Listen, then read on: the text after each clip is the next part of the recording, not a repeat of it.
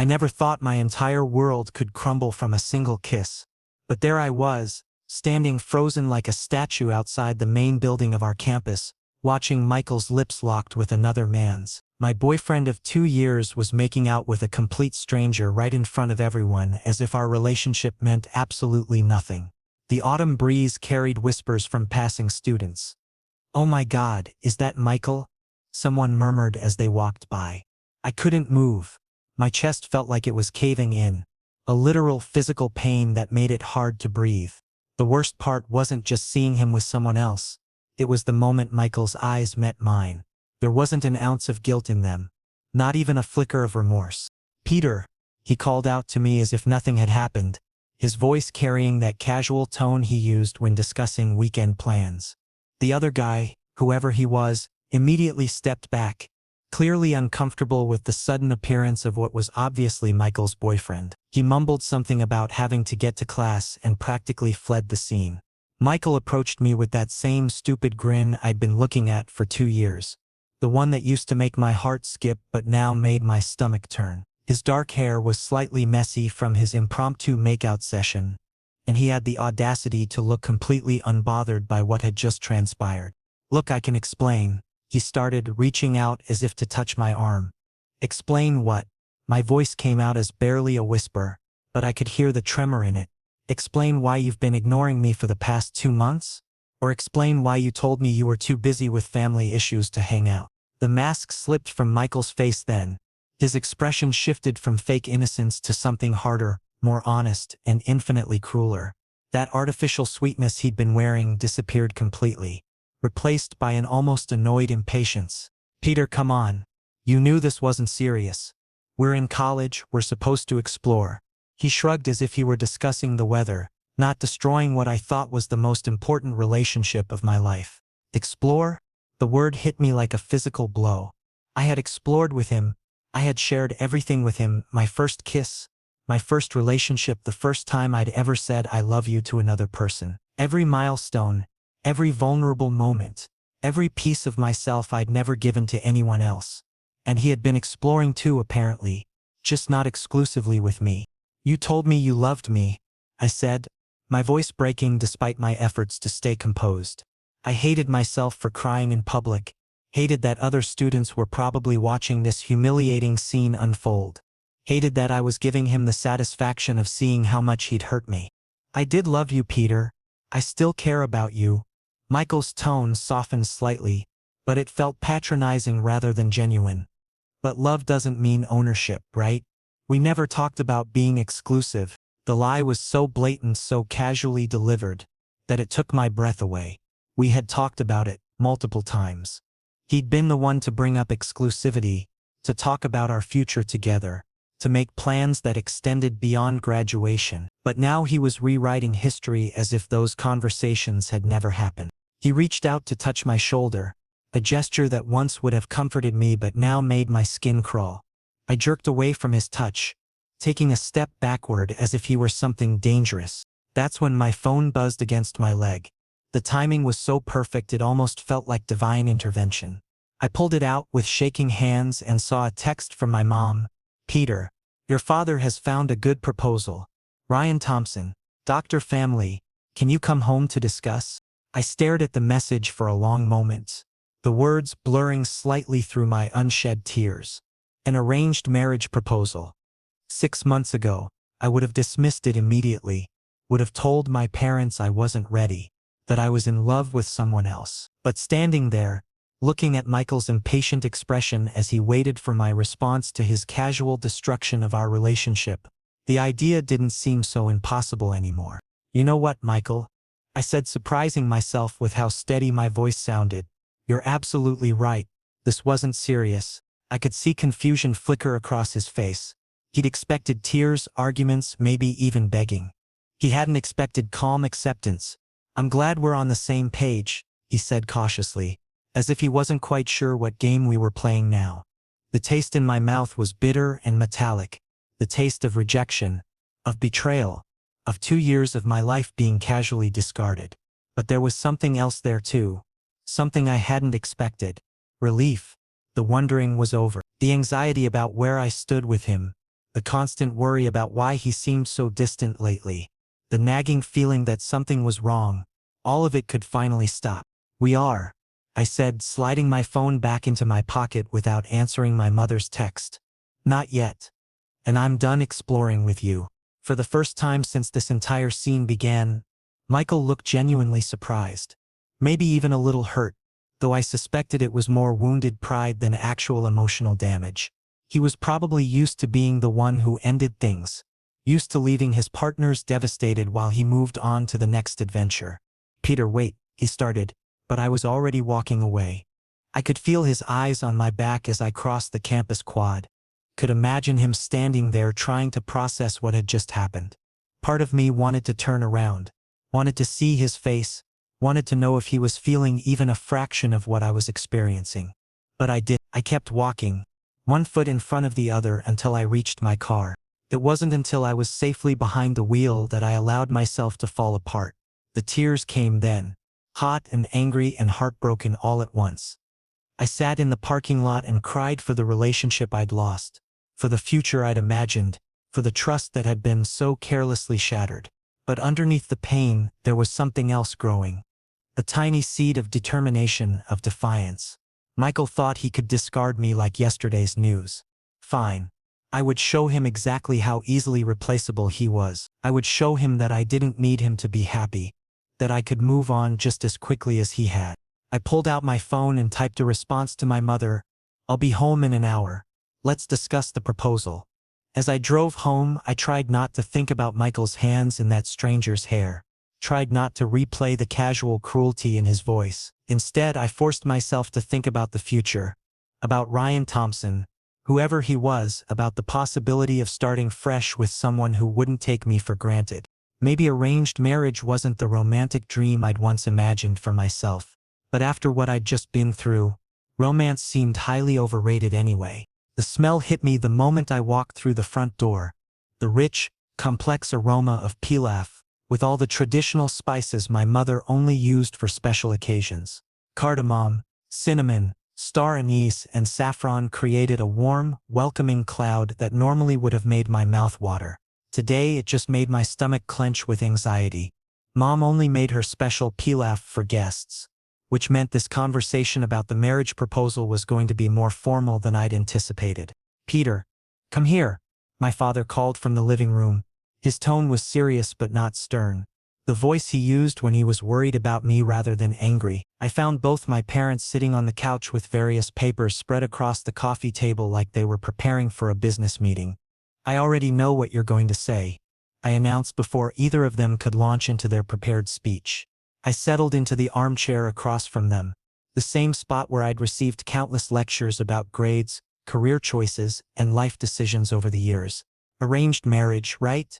My mother's face immediately brightened, her dark eyes sparkling with the kind of excitement I hadn't seen since my college graduation. "Yes, son. Ryan Thompson. He's a doctor, 25 years old, from a very good family. Perfect age match for you." She began shuffling through the papers with the efficiency of someone who had been planning this moment for months. Professional photographs, family backgrounds, educational certificates. It was like reviewing a job application, except the job was being my husband. I picked up Ryan's photograph and studied it carefully. He was conventionally handsome in a clean-cut, all-American way. Clean-shaven, kind smile, intelligent eyes behind stylish glasses. He looked stable, reliable, safe, everything Michael wasn't. The contrast was so stark it was almost laughable. "I've already decided," I said suddenly, the words tumbling out before I could second-guess myself. "I'm saying yes." Both my parents stared at me in shocked silence. My mother's mouth actually fell open and my father slowly removed his reading glasses, to clean them, which was something he only did when he was trying to process unexpected information. "Son, you haven't even looked at the photos properly," Mom stammered, clearly thrown off by my immediate acceptance. She had obviously prepared for resistance, for the long process of convincing me that arranged marriage was a good idea. "No, Mom, I'm serious. I'm ready." I held up Ryan's photograph, studying his face again. There was something genuinely warm about his expression, something that seemed honest and uncomplicated. "When can I meet him?" Dad put his glasses back on and leaned forward, his brow furrowed with concern. Peter, this kind of decision shouldn't be made in haste. If you have another relationship that you're trying to, it's over. I cut him off, my voice firmer than I'd intended. Officially, as of today. So I'm completely free for whatever you have planned. The truth was, I felt completely numb. Michael's casual betrayal was still playing on repeat in my mind. But it felt distant now, like something that had happened to someone else. All I wanted was to focus on something else. Anything else. To drown out the memory of his lips on another man's mouth. Mom reached over and squeezed Dad's hand, her excitement barely contained. Ryan is available for coffee tomorrow. There's a nice cafe near your college campus. Very public, very comfortable for a first meeting. Perfect. I stood up, suddenly eager to escape to my room and process everything that had happened in the last few hours. I'm ready. But as I reached the doorway, Dad's voice stopped me. Pete, a marriage isn't an escape. If you're hurt about something, if someone has, I'm completely fine, Dad. I turned back and gave them what I hoped was a convincing smile. I'm just ready to settle down. It was a lie, and probably not a very good one. But sometimes lies are easier than explaining that your heart has been shattered into so many pieces that you're willing to try anything to put it back together, even if it means trusting your parents' judgment over your own. Later that night, lying in my childhood bed with my laptop balanced on my chest, I researched everything I could find about Ryan Thompson. His social media presence was refreshingly normal. No shirtless bathroom selfies, no cryptic posts about relationship drama, no photos with random people draped all over him at parties. Instead, I found pictures of him at medical conferences, volunteering at animal shelters, spending time with what appeared to be a close-knit family. His posts were thoughtful without being pretentious, professional without being boring. He seemed to have actual hobbies: hiking, reading, cooking. His life looked stable, purposeful, drama-free. The contrast with Michael's online presence was striking. Michael's Instagram was a constant stream of party photos, always with different people, always in different locations. Every weekend brought a new adventure, a new group of friends, a new excuse to avoid any kind of commitment or consistency. I had always told myself that his social lifestyle was just part of his outgoing personality, that it didn't mean anything. How naive I had been. I set my laptop aside and stared at the ceiling. The same ceiling I'd stared at through countless teenage heartbreaks and disappointments. Tomorrow I would meet the man I might marry. The thought should have been terrifying. But instead, I felt something I hadn't experienced in months. Hope. Maybe safe was better than passionate. Maybe stability was better than excitement. Maybe choosing someone who wanted the same things I wanted, commitment, loyalty, a shared future, was better than fighting for someone who saw relationships as temporary entertainment. My phone buzzed with a text from an unknown number. For a moment my heart jumped, thinking it might be Michael, but when I opened it I found a polite message from Ryan. Hi Peter, looking forward to meeting you tomorrow. I hope you don't mind that I got your number from my mom. See you at 2 p.m. at Cafe Luna? I stared at the message for a long time. It was considerate, straightforward, respectful. He'd asked permission before getting my number, confirmed the time and place, and kept it simple without being cold. Even his choice of cafe showed thought. Cafe Luna was known for being quiet and comfortable, perfect for conversation. When was the last time Michael had confirmed plans with me? When was the last time he'd shown up when he said he would? Looking forward to it too, I typed back. See you tomorrow. As I settled down to sleep, I tried to push away the lingering image of Michael's face when I'd walked away from him. Instead, I focused on tomorrow, on the possibility of starting fresh with someone who might actually want to build something real with me. Maybe this crazy idea would actually work. Maybe my parents' wisdom and experience could guide me towards something better than the chaos I'd been accepting as love. Maybe for the first time in months, I was about to make a decision that was truly in my best interest. I checked my appearance in the cafe bathroom mirror 3 times before Ryan arrived. My hands were trembling slightly as I adjusted my collar, smoothed my hair, and tried to convince myself that I looked presentable rather than like someone whose entire world had imploded less than 24 hours ago. This was ridiculous. It was an arranged meeting. not some romantic first date where I needed to make a perfect impression. But still, some part of me wanted to look like I had my life together, even if that was the furthest thing from the truth. Peter? The voice came from behind me as I stood near the counter, pretending to study the menu board I'd already memorized from nervous energy. I turned around, and there he was, Ryan Thompson in the flesh. He looked exactly like his photographs, but somehow better, more real. In person, his smile seemed genuinely warm rather than posed, and there was something endearingly nervous about the way he adjusted his glasses as he approached me. He was wearing a simple button-down shirt and dark jeans. Professional enough to show he'd made an effort but casual enough to keep things comfortable. "Hi," I managed, extending my hand for what felt like the world's most formal greeting.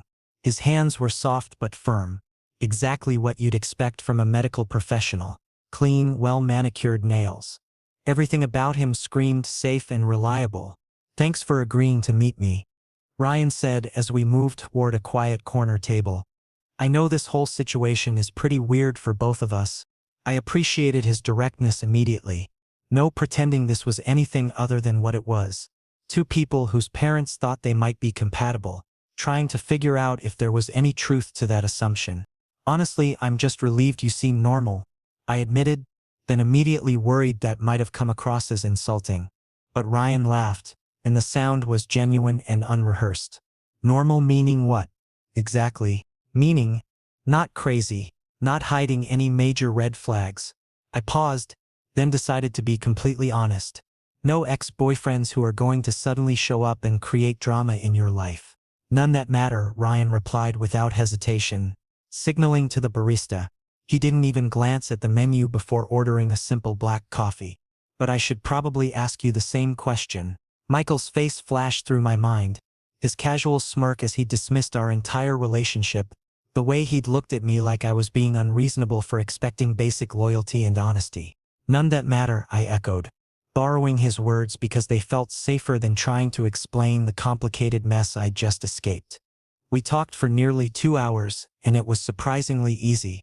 Ryan told me about why he'd chosen medicine, a genuine desire to help children, sparked by his own childhood experiences with a pediatrician who had made hospital visits feel less scary. He talked about his family, his residency, his plans for the future. His goals were clear and achievable, his timeline realistic, his priorities refreshingly straightforward. I found myself sharing more than I'd intended. My psychology major, my plans for graduate school, my own family background. I carefully edited out any mention of Michael, any reference to the heartbreak that had led me to this cafe, any hint that I was here as much to escape my past as to explore my future. "Can I ask you something personal?" Ryan's tone shifted, becoming more serious. "Sure. Are you doing this because you actually want to or because your parents want you to?" It was a loaded question, one that required more honesty than I was prepared to give. I found myself staring into my coffee cup, watching the foam swirl as I tried to formulate an answer that was truthful without being completely revealing. "Both, I guess," I finally said. "I'm ready to settle down, and I think my parents probably have better judgment than I do when it comes to compatibility." "That's refreshingly honest." Ryan leaned forward slightly, his expression thoughtful. "I'm doing this because I want a real partnership. Companionship. I'm done with dating drama." "What kind of dating drama?" "My last relationship ended because he wanted me to sacrifice my career for his dreams. He thought being a doctor was too demanding, that I should consider something with more work-life balance, so I could be more available for his artistic pursuits." Ryan shook his head, a trace of old frustration in his voice. "That's when I realized I wanted someone who appreciates stability rather than seeing it as boring." Stability.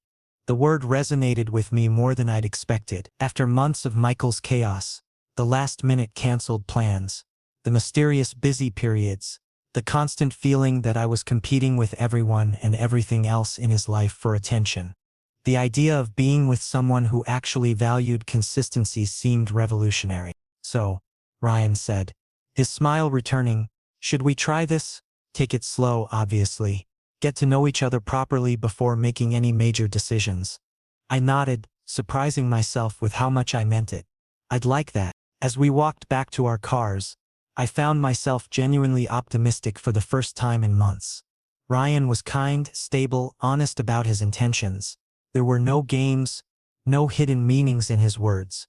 No need to decode his behavior or wonder what he was really thinking. Everything about him was straightforward and genuine. I had a really good time, he said when we reached my car. Would you like to do this again? Maybe dinner next week? I'd like that too, I replied, and realized I actually meant it. Ryan smiled and started to turn away, then hesitated. Peter, can I say something? Of course. I know this isn't exactly how most people meet their potential partners. But I want you to know that just because our parents introduced us doesn't mean I'm not genuinely interested in getting to know you as a person. This isn't just going through the motions for me. The sincerity in his voice caught me off guard. When was the last time someone had spoken to me with such honest intention?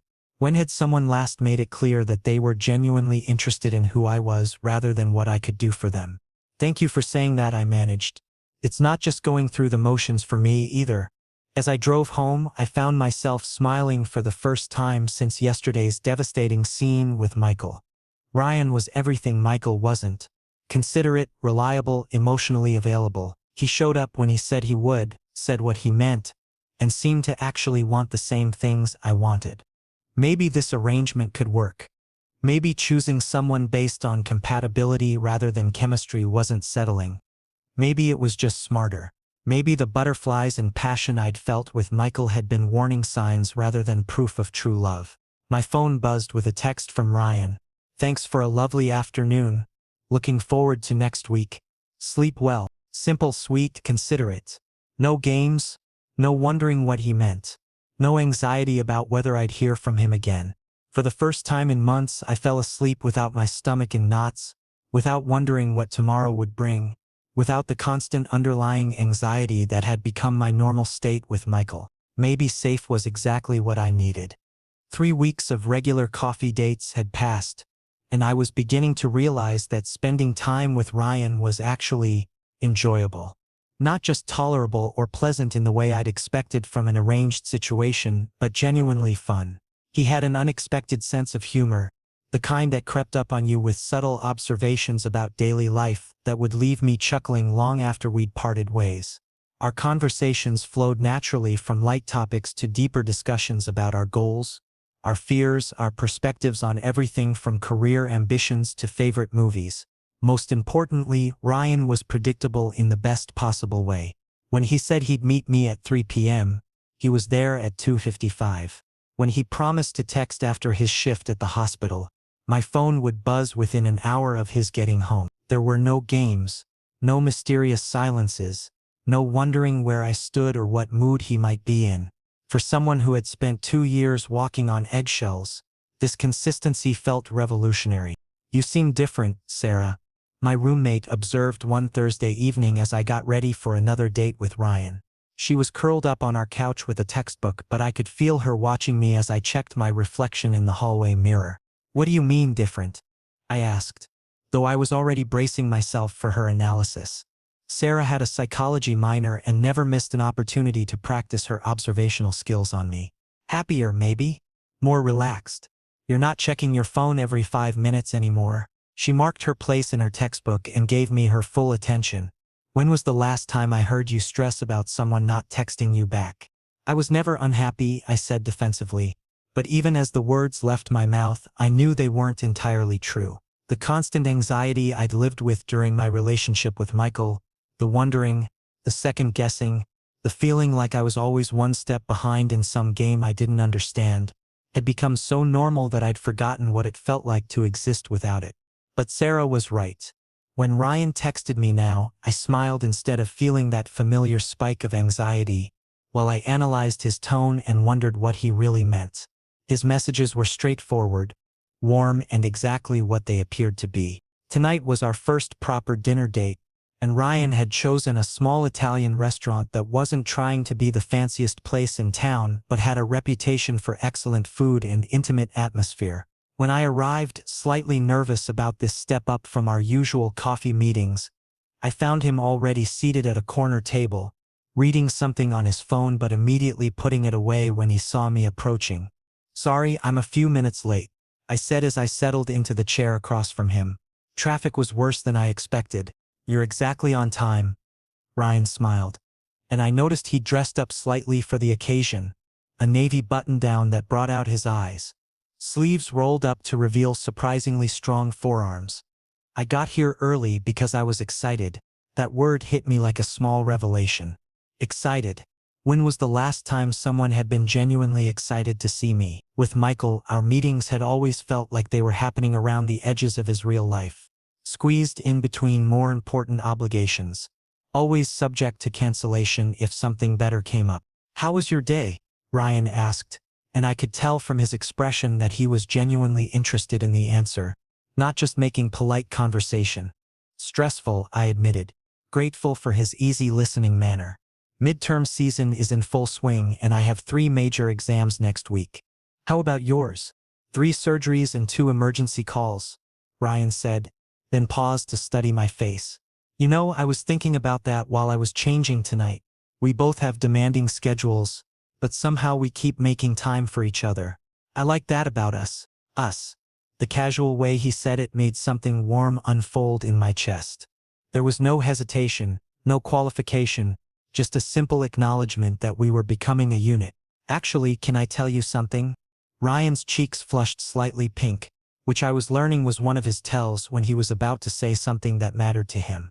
Of course. I told my parents that I'm serious about you. The color in his cheeks deepened. I mean, if that doesn't make you uncomfortable, I know we haven't really defined what this is yet. But, serious. 6 weeks ago, that word would have sent me running. After Michael's casual approach to everything, the idea of someone being serious about me should have felt overwhelming. Instead, I felt something I hadn't experienced in a long time. Security. What did they say? I asked, surprised by how much I genuinely wanted to know. They want to meet you. Officially, I mean not just the casual introduction we talked about. Ryan leaned forward slightly, his expression hopeful but careful. But only if you're comfortable with that. No pressure. I realized then that no pressure was practically Ryan's catchphrase, and the contrast with my previous relationship was stark. Michael had created pressure in every situation, urgent decisions, dramatic declarations, constant tests of my commitment and devotion. Everything with him had felt like an emergency that required immediate resolution. I'd like to meet them, I said, and meant it completely. I'd really like that. After dinner, Ryan walked me to my car, and the October evening had turned genuinely cold. When I shivered slightly in my light jacket, he immediately began shrugging out of his own coat. I'm fine. I started to protest, but he was already draping it around my shoulders. Peter, he said softly, his hands lingering on my shoulders as he adjusted the collar. Let me take care of you. Small things like this. Something shifted in that moment. The jacket smelled like his cologne, clean and warm and comforting, and the simple gesture felt more intimate than anything Michael and I had shared in months. This wasn't about grand romantic gestures or proving anything to anyone. It was just Ryan wanting to make sure I was comfortable. Thank you, I whispered, and found myself stepping closer to him instead of pulling away. Can I ask you something? Ryan's voice was quiet, uncertain in a way I hadn't heard from him before. Always. Can I hug you? The question caught me completely off guard.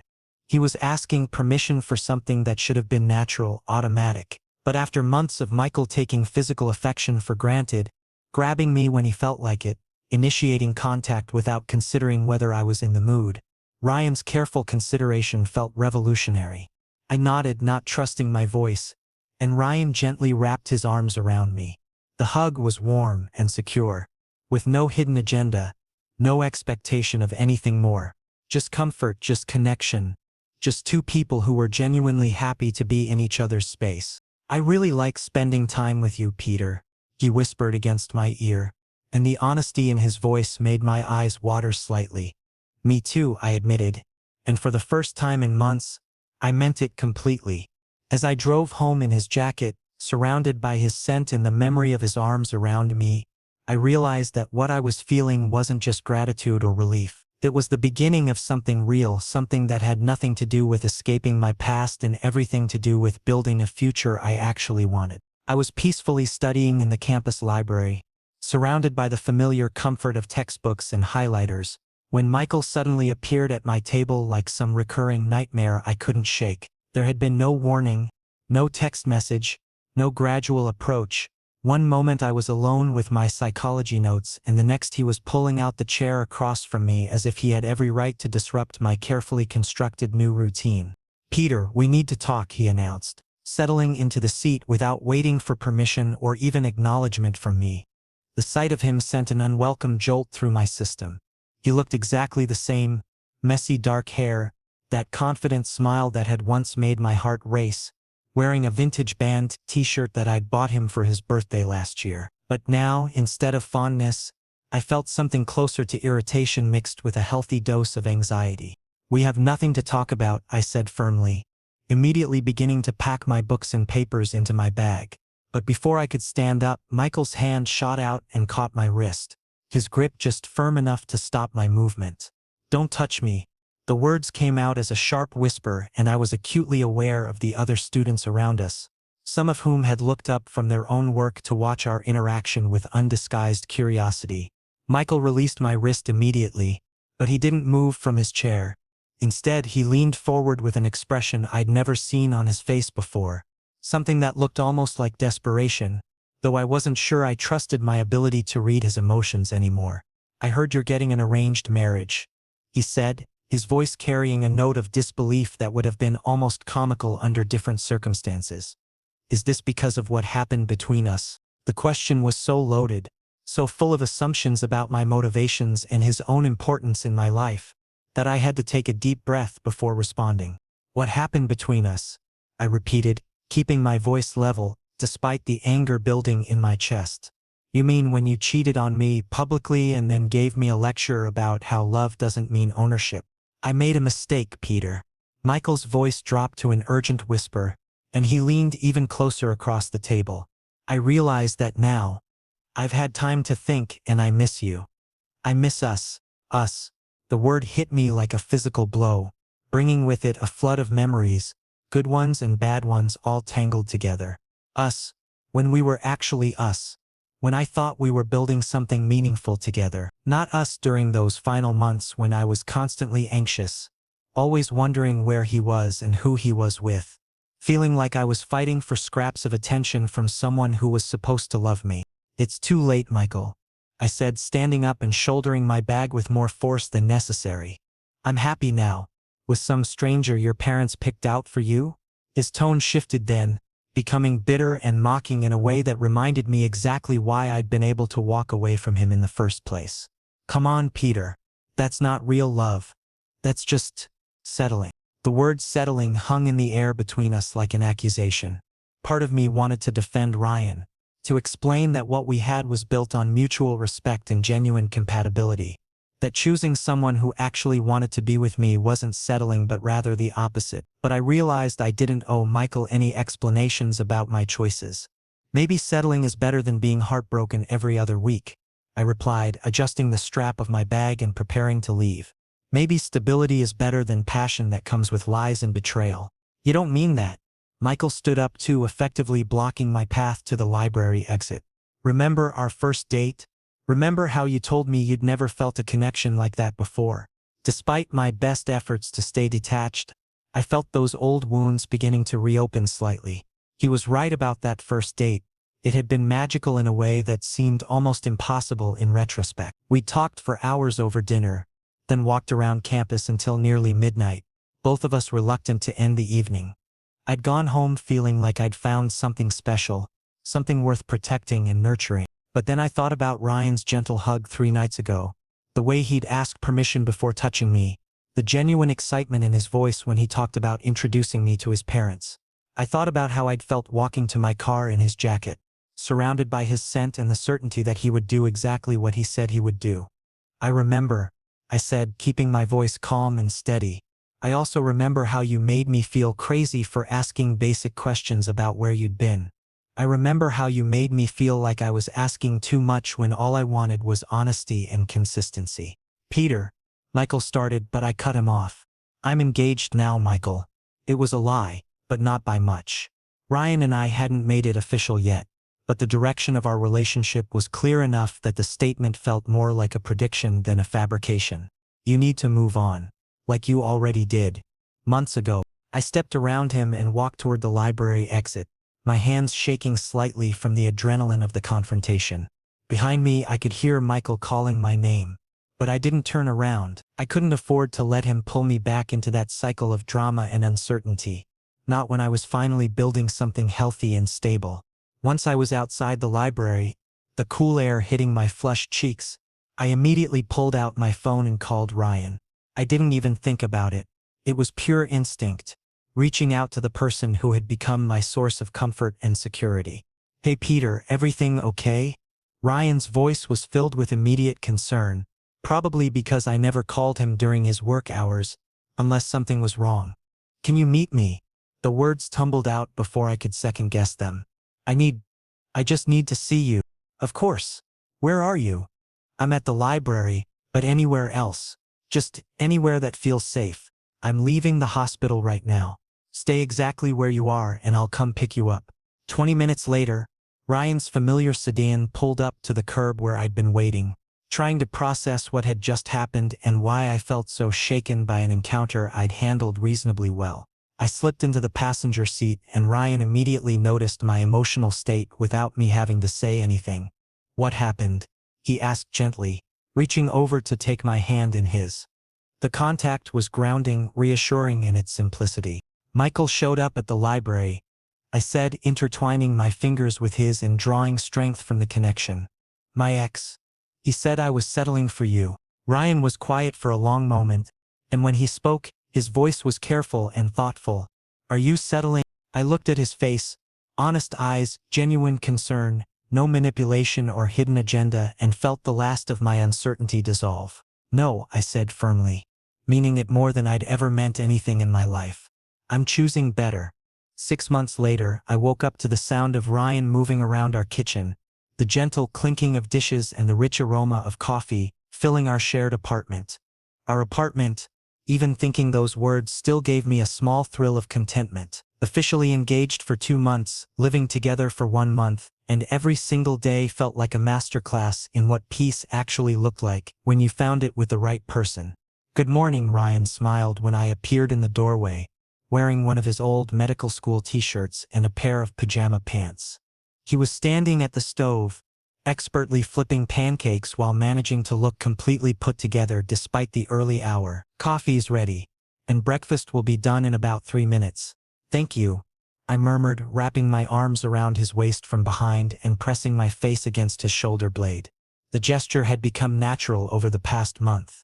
This easy physical affection that required no negotiation or careful timing. With Michael, I'd always been conscious of his moods, trying to gauge whether touch would be welcome or seen as clingy. With Ryan, affection was simply part of our daily rhythm. Excited for today? He asked, leaning back against me as he transferred the perfectly golden pancakes to our plates. Today was the joint family dinner where both sets of parents would finalize our wedding plans. 6 months ago, when I'd first agreed to this arranged marriage setup, I'd thought I was using it as an elaborate form of escapism. Now I realized I'd somehow stumbled into exactly where I was supposed to be, with exactly the person I was meant to build a life with. Nervous, I admitted, tightening my arms around him slightly, but good nervous, like the kind of nervousness that comes with anticipation rather than dread. Ryan turned around in my arms, his hands automatically settling on my waist in a way that felt like the most natural thing in the world. Peter, can I tell you something? Always, I replied, and meant it. One of the things I loved most about Ryan was his habit of asking permission before sharing something important, creating space for real conversation rather than just assuming I was ready to hear whatever he wanted to say. I love you. The words were simple, straightforward, but he waited for my response without desperation or the need for immediate validation. There was confidence in his declaration, but also patience, the kind of emotional maturity that comes from someone who understands that love is both given and received, not demanded or extracted. I love you too, I said, and meant every syllable. This wasn't the desperate, consuming love I'd felt for Michael, the kind that left me constantly anxious and uncertain. This was something steadier, more secure, but no less passionate for its stability. It was love that grew stronger with time rather than burning itself out in dramatic highs and devastating lows. Later that evening, surrounded by both our families in my parents' dining room, I felt a completeness I hadn't known I was missing. Ryan's hand was warm in mine under the table, while our mothers enthusiastically discussed flower arrangements and menu options, their excitement infectious as they planned what was clearly going to be a beautiful celebration. Our fathers had bonded over their shared interest in baseball and were debating statistics with the kind of easy familiarity that suggested they genuinely liked each other. "Peter," my mother whispered to me when I followed her into the kitchen to help clear the dinner dishes. "You look so happy, completely different from a few months ago." She was right, and I knew it. Looking back at the person I'd been 6 months ago, anxious, heartbroken, settling for scraps of attention from someone who didn't value what we had, felt like remembering a different lifetime. The transformation had been gradual enough that I hadn't fully noticed it happening, but the contrast was undeniable when I really stopped to consider it. Through the kitchen doorway, I could see Ryan patiently listening to my father's lengthy story about his college baseball career, asking thoughtful questions and showing genuine interest in details that most people would have found boring. There was something profoundly attractive about watching the man I loved treating my family with such respect and attention. Not because he had to, but because that's simply who he was. My phone buzzed against my leg, and I pulled it out to find a text from an unknown number. "Saw your engagement announcement in the alumni newsletter. Congratulations. You deserve happiness." For a moment I stared at the message, feeling an echo of old emotions, not longing exactly, but a kind of melancholy recognition of how much had changed. Michael's brief acknowledgement felt like a final closing of a chapter I'd already moved past, a belated blessing on the choice I'd made to walk away from chaos and toward something healthier. I deleted the message without replying. That part of my life was finished, and I was grateful for the wisdom I'd found in learning to recognize the difference between love that depletes you and love that sustains you. "Ready to plan a wedding?" Ryan's voice came from behind me as his arms encircled my waist, pulling me back against his chest in the familiar embrace that had become home to me. "Ready to plan a life?" I corrected, turning in his arms to face him and reaching up to cup his face in my hands. "The wedding is just the party we're throwing to celebrate what we've already built." I kissed him then, soft and sure, surrounded by the warmth of family and the certainty of a future that felt both exciting and secure. Ryan's lips curved into a smile against mine, and I could taste his contentment, his joy, his absolute commitment to what we were creating together. Sometimes the best decisions are the ones that look like giving up but are actually about choosing yourself. 6 months ago, I thought I was settling for a safe option, trading passion for stability in some kind of emotional compromise. I'd been wrong about almost everything. I hadn't settled. I'd chosen someone who chose me back, consistently and honestly and completely. The arranged marriage had brought me Ryan, but Ryan had brought me something I'd never experienced before, the kind of happiness that didn't require constant maintenance or vigilant protection. It was happiness that grew from compatibility and mutual respect, that deepened with shared experiences and common goals, that felt sustainable in a way that dramatic passion never could. As we rejoined our families in the living room, Ryan's hand warm in mine and our future spreading out ahead of us like a promise, I realized that the best decision I'd ever made wasn't just walking away from chaos. It was walking toward peace and finding someone who understood that peace didn't mean boring, it just meant right. Our parents were already deep in discussion about venue options and guest lists, their excitement palpable as they planned what they clearly saw as not just a wedding, but a celebration of two families coming together. And for the first time in my adult life, I felt completely unreservedly excited about what tomorrow would bring. This was what happiness looked like when you found it with the right person. Ordinary moments that felt extraordinary, simple pleasures that felt profound, and the absolute certainty that you were exactly where you belong.